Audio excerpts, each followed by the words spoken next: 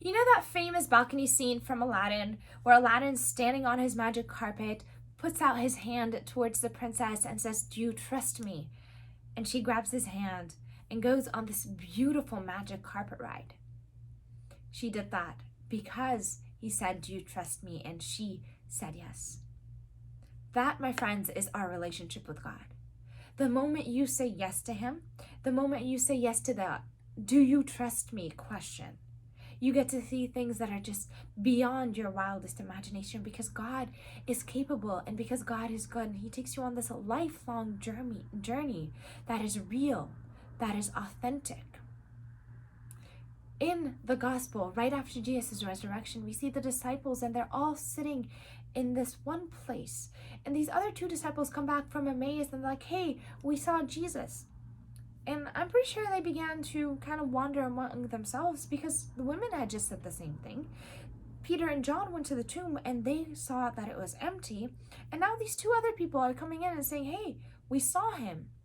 He broke the bread. He was there." And as soon as they said that, Jesus appeared in their midst and they were baffled. And he said, "Hey, give me something to eat." And he ate it right in front of them. And he reminded them of the things that were told before. And basically, here we have the question of trust again. Do you trust me?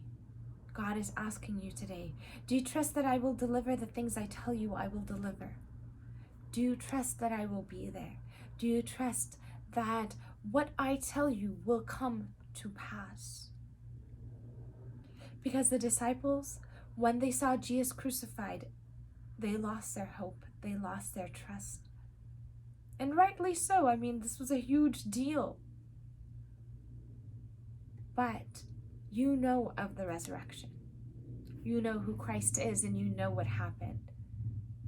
And now I ask you, do you trust Him? And I ask myself the same question.